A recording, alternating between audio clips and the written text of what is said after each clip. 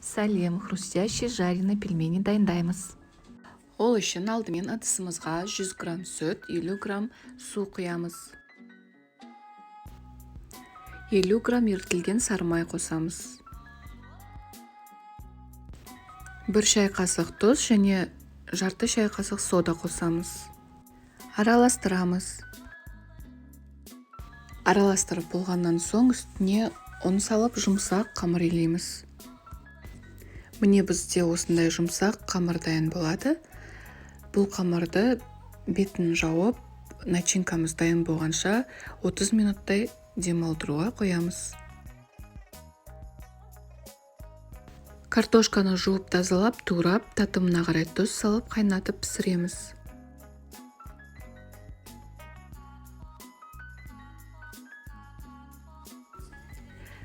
Пиязды майдалап турап, азғантай майда қуырып аламыз.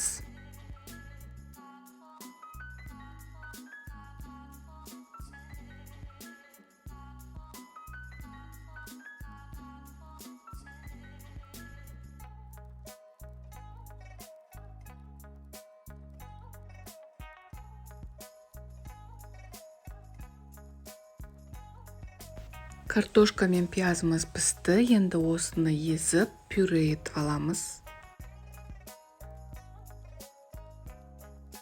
Пюреміз осымен дайын. Енді нанымызды жұқалап жайып аламыз. Қарапайым пельменнен сәл үлкендеу бөліктерге бөліп аламыз.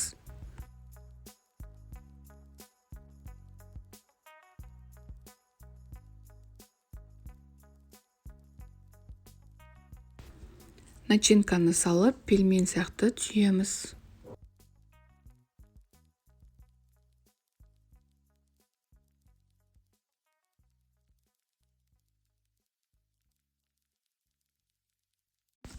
Қызып тұрған майда екі беті қызарғанша пісіріп аламыз.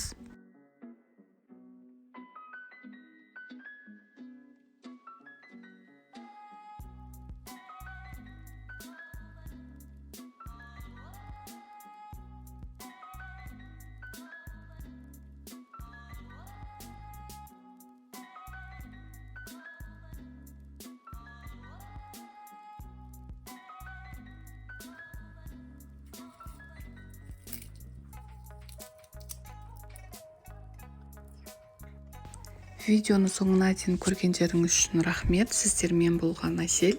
Ас болсын.